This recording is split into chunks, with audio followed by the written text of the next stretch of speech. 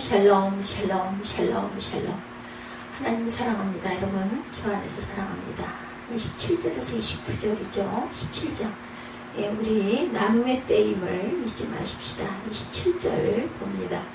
다윗이 마하나임에 이르렀을 때 암몬 족속에 속한 라파 사람 나하스의 아들 소비와 루데벨 사람 암미엘의 아들 마길과 로골렘 길르앗 사람 바르실레가 침상과 대야와 질그릇과 밀과 보리와 밀가루와 볶은 곡식과 콩과 팥과 볶은 녹두와 꿀과 버터와 양과 치즈를 가져다 다윗과 함께 그와 함께한 백성에게 먹게 하였으니 이는 그들 생각에 백성이 들에서 시장하고 고나고 목마르겠다 하니더라. 이렇게 증거되어 있어요. 예, 나눔의 때입니다. 예, 아합왕은 충분히 부유하고 높은 지위와 권력을 가지고 있었죠. 한 나라의 왕이 누릴 수 있는 풍요함은 일반인이 상상할 수 없는 것들이에요. 그러나 이렇게 많은 것을 가지고 있고 누리고 있어도 물질에 대한 욕심은 끝이 없습니다. 왕궁 가까이 있는 나봇의 포도원을 갖고 싶은 욕심이 생기죠. 그러나 나봇은 아무리 더 좋은 포도원을 주거나 많은 돈을 준다 할지라도 그 포도원을 줄 수가 없다고 합니다. 왜냐하면 조상의 유산을 주기를 야훼께서 금하신 일이었기 때문이에요. 예, 조상의 유산을 남에게 파는 것은 절대로 있을 수 없는 일이다. 그러나 아합은 근심하고 답답해서 침상에 누워 얼굴을 돌리고 식사를 안 할 정도로 예, 그 나봇의 포도원이 욕심이 나서 상태가 아주 심각해집니다. 예, 왕 이세벨이 이를 알고 선량한 나봇을 하나님과 왕을 저주하였다고 거짓 증인을 세우고 돌로 쳐서 죽였어요. 그리고는 나봇의 포도원을 강제로 빼앗죠. 예, 주인이 죽었으니. 그렇죠. 권력 가진 자의 횡포입니다. 이렇게 욕심을 내서 땅을 차지하면 행복하게 예, 잘 살아야겠죠. 그러나 결과는 어때요? 하나님의 선지자 엘리야에게 말씀이 임하죠. 그리고 전한 말씀은 개들이 아합의 피를 핥으리라고 하십니다. 야훼의 말씀이 내가 재앙을 네게 내려 너를 쓸어버리되 네게 속한 남자는 이스라엘 가운데 매인지라 매인자나 노은 자를 다 멸할 것이다. 이스라엘 가운데 매인자나 노은 자를 다 멸할 것이다. 이렇게 말씀하죠. 예, 21장 21절이에요. 열왕기상 21장 21절에도 이렇게 말씀을 합니다. 개들이 이스라엘 성읍 곁에서 이세벨을 먹을지라. 열왕기상 21장 23절이고 그리고 이 예언의 말씀은 그대가 아까 이세벨에게 이루어지죠. 예, 남의 것을 강제로 빼앗은 자의 최고 얼마나 비참한지를 보여줍니다. 하나님이 내게 주신 것을 만족하며 감사하며 살아야 되죠. 욕심을 부리고 예, 그렇다고 부유해지고 행복해지는 것은 아니다. 남의 것을 강제로 빼앗아서 행복할 수 있는 길은 없어요.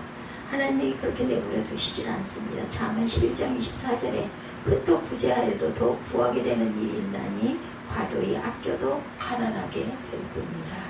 창세기 26장 블레셋 사람은 아브라함이 팠던 우물을 막고 흙으로 메우죠. 이스라엘에서 우물은 생명과 같은 것이었어요. 그렇게 중요한 우물을 메어버린 이유는 이삭을 시기했기 때문이죠. 자기가 갖지 못한다고 남도 가지지 못하도록 내가 못 가질 바에는 너도 갖지 마라. 이런 아주 잘못된 행위죠. 창세기 26장 12절에서 15절에도 증거합니다. 그렇다고 부유하게 되는 것은 아니죠. 26장 12절부터 봅니다. 예, 이삭이 이 땅에서 농사하여 그 해에 100배나 얻었고 야훼께서 복을 주심으로 그 사람이 창대하고 왕성하여 마침내 거부가 되었다라고 말하죠. 예, 양과 소가 떼를 이루고 종이 심이 많음으로 블레셋 사람이 그를 시기하여 그 아버지 아브라함 때 아버지의 종들이 판 모든 우물을 막고 흙으로 메웠더라. 이렇게 증거합니다. 창세기 26장 12절에서 15절 내용이었어요. 이삭은 어떻게 해요? 블레셋 사람들이 메운 우물을 다시 팝니다. 그랬더니 그랄의 목자들이 와서 자기의 것이다 이렇게 또한 다투게 되죠. 그래서 이삭은 그것을 그들에게 양보하고 다른 곳으로 가서 다시 우물을 파죠. 그러다 거기에 또 우물이 터져 나옵니다. 남들은 아무리 노력하고 애써도 우물을 얻을 수가 없는데 이삭은 우물을 파기만 하면 거기서 물이 솟아나와요. 근데 그랄 목자들이 거기에 와서 이것도 자기 것이다 이렇게 우기죠. 기가 막힌 걸 주십니다. 이삭은 그 우물까지 양보하고 또 다른 곳에 가서 우물을 파요. 거기도 또 물이 솟아오릅니다. 그래서 다투지 않았다 해서 그 이름을 르호봇이다 이렇게 증가하죠. 먼 곳에서 우물을 팠다라는 거죠. 이처럼 하나님께서 양보하는 이삭에게 100배의 축복을 얻게 하십니다. 물질의 복은 하나님이 주셔야 받을 수 있는 거예요. 우리는 어떻게 하면 물질의 복을 얻을 수 있는가에 관심이 많아요. 그러나 어떤 의미에서 보면 받은 복을 어떻게 사용하느냐, 이것이 또한 중요하죠. 오늘 읽은 본문에 소비와 마길과 바르실레라는 세 사람이 나옵니다. 이 사람들은 다윗이 마하나임에 이르렀을 때 그 일을 공개하죠. 침대와 대야와 실글과 같은 생활용품을 제공했어요. 그리고 밀과 보리, 밀가루와 볶음국식, 콩과 팥과 볶은 녹두와 같은 양식, 거기에 꿀과 버터와 양과 치즈를 가져다 먹게 해주죠. 왜 그렇게 했어요? 29절 중반에 이는 그들 생각에 백성이 들여서 시장하고 고나고 목마르겠다 하니더라, 이렇게 증가합니다. 다윗이 도와달라고 요청해서 온 것이 아니라 자기들 생각할 때 도움이 필요하겠다 싶어서 스스로 자발적으로 도와주었다는 것이에요. 자발적인 도움입니다. 가장 수준 높은 봉사는 자원하는 봉사죠. 누가 시켜서 하는 봉사도 귀하지만 자원봉사처럼 귀한 것은 없어요. 다른 사람의 형편과 사정을 살펴 그들을 도울 수 있기 바랍니다. 지금 IT의 대지진으로 인해서 아비규환이라고 하죠. 순식간에 건물들이 무너져 내리고 그 속에서 총 사람들의 수를 헤아릴 수 없을 지경으로 많이 희생이 됐다고 하죠. 이 IT 사건 여러분들 기억하실 겁니다. 건물 더미에 깔려 구조를 기다리는 사람들이 살아나오는 장면을 보면 정말 기가 막히죠. 너무나 비참해요. 그리고 한 사람 한 사람 구조가 될 때마다 우리 마음이 안도스럽게 가슴이 푹 하고 한숨이 나옵니다. 부상을 당하여 치료를 받고 있는 사람을 보면서 안타까운 마음을 또한 금할 수가 없어요. 살기 위해서 약탈을 일삼는 사람들로 인해서 사회는 온갖 불법과 죄악이 난무하는 무정부 상태가 되고 말고, 또한 매스컴을 통해서 이런 모습을 보면서 그들을 돕고 싶은 마음이 우리 교인들의 마음에 생겨나야 되겠습니다. 아이들 백성을 늘 돕고, 또한 아이들뿐만이 아니죠. 항상 이러한 이제는 자연재해가 너무나 많이 일어나요. 쓰나미가 일어나고, 그죠? 지진이 일어나고. 자원하여 돕고 싶은 마음이 이러한 비참한 이러한 천연재해, 또한 전쟁, 이런 곳에 우리 마음이 항상 도와야겠다는 마음이 있기를 바랍니다. 오늘 본문을 통해서 한 가지 더 살피고 싶은 내용, 그것은 다윗이 마하나임에 이르렀을 때라는 내용입니다. 때에 대한 내용, 이때는 어느 때라고요? 그때는 다윗이 사랑하는 아들 압살롬의 반역으로 인하여 도망을 다니는 때입니다. 다윗은 지금 왕궁을 떠나 요단 동편에 마하나임에 이르렀어요. 아들의 손에 죽을지도 모르는 위기 상황에 놓여있는 다윗입니다. 이렇게 공간 상황에 놓였을 때 바르실레는 자원하여 도운 거죠. 똑같은 물질도 때에 따라 가치가 다르다는 것. 배가 부를 때 아무리 맛있는 음식이 있어도 소용이 없어요. 더 먹을 수가 없기 때문에. 그러나 허기가 져서 기진맥진에 있을 때 팥죽 한 그릇도 너무너무 생명에 아주 직결되는 그러한 귀한 음식입니다. 여기서 배가 고플 때 팥죽 한 그릇에 장자권을 팔아넘긴 그러한 사건이 있죠. 에서 그리고 야곱입니다.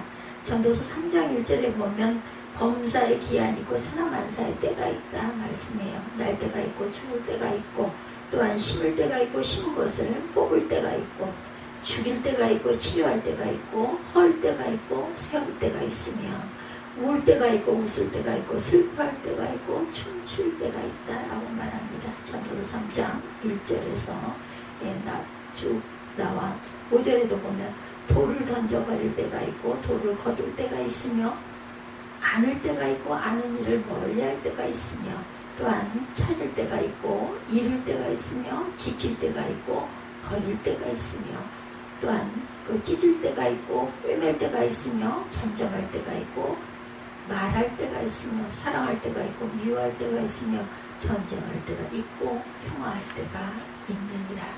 어떤 일도 그때에 맞게 할 때 그 효과가 극대화가 된다라는 것. 말도 해야 할 때 꼭 해야 할 말을 하는 것이 중요합니다. 잠언 25장 11절입니다. 경우에 합당한 말은 아로새긴 은쟁반의 금사관이라.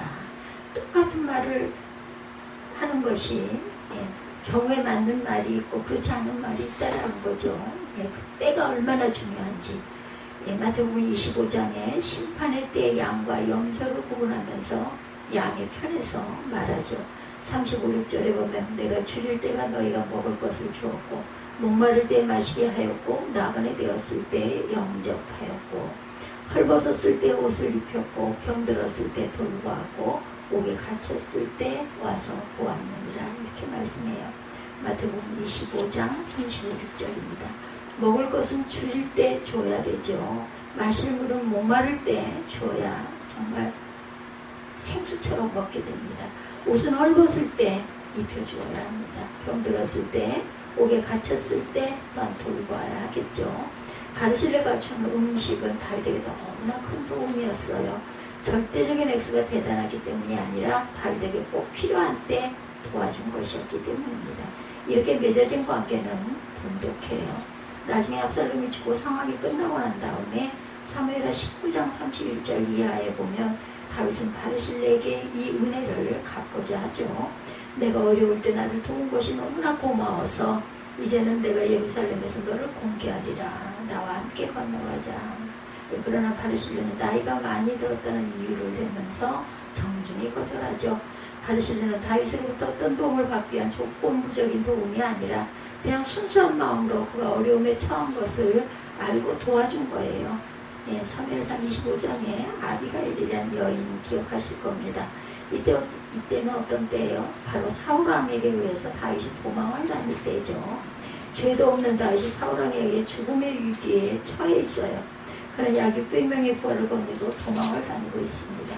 들에 있으면서 아비가일의 남편인 나발의 목자들을 지켜주었었죠. 그러면서 전령을 보내어 자기 어려운 형편을 얘기하고 도움을 요청했었어요.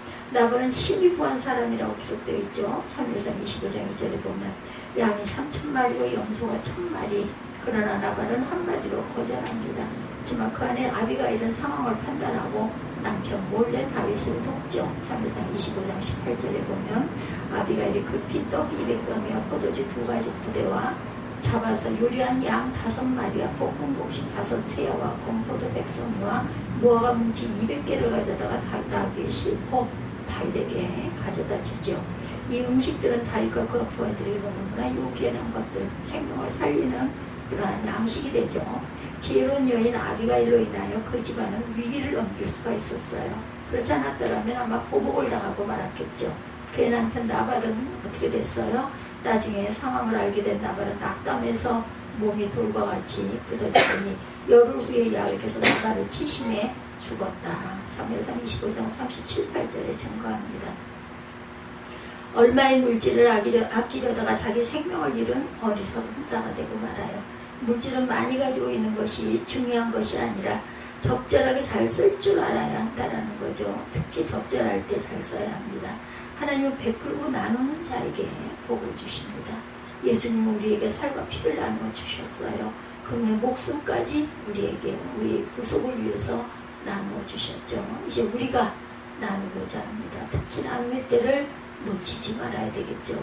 지금은 주변의 이웃을 돌봄 뿐만 아니라 지진과 또한 여러 가지 자연재해로 고통당하는 그 이웃 나라들, 정말 가난하고 어렵게 사는 나라들을 때를 얻든지 못 얻든지 우리는 돕는 그런 나음밭들이 되시기를, 그래서 주님이 말씀하신 그 명령에 순종하고 참여하고 나아가시는 저와 여러분이 되시기를 주님의 이름으로